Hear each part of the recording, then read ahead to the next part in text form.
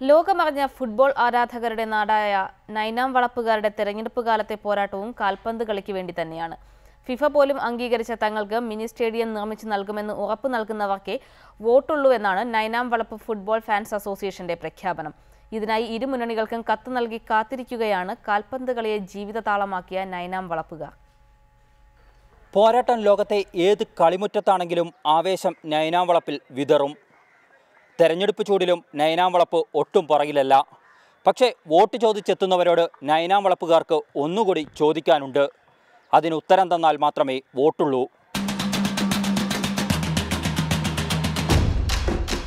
Vote ചോദിച്ചു വരുന്നവരോട് നമുക്ക് പറയാനുള്ളത്, ഈ തെരഞ്ഞെടുപ്പിൽ 57ാം വാർഡായ മുഖദാറിലെ ഏറ്റവും വലിയ ഒരു പ്രശ്നം എന്നുള്ള നിലയ്ക്ക് നമ്മൾ കാണിക്കുന്നത് ഈ നൈനാം വളപ്പ് കോതി മിനി സ്റ്റേഡിയം യാഥാർത്ഥ്യമാകാമെന്നുള്ളതാണ്.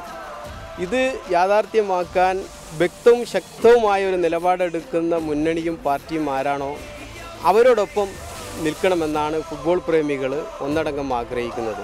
ഒരു ഉറപ്പ് നമുക്ക് യാഥാർത്ഥ്യമായി കിട്ടണം, എങ്കിലേ ഞങ്ങൾ വോട്ട് ചെയ്യാൻ പോകുകയുള്ളൂ.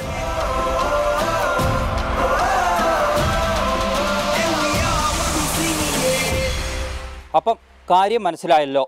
നൈനാം വളപ്പിലേക്ക് വോട്ട് ചോദിച്ചെത്തുന്നവർ കൃത്യമായ ഉറപ്പുമായി ഇങ്ങോട്ട് വന്നാൽ മതി. ക്യാമറാമാൻ വിജേഷ് അമ്പാടിക്കൊപ്പം KR സാജു, റിപ്പോർട്ടർ കോഴിക്കോട്.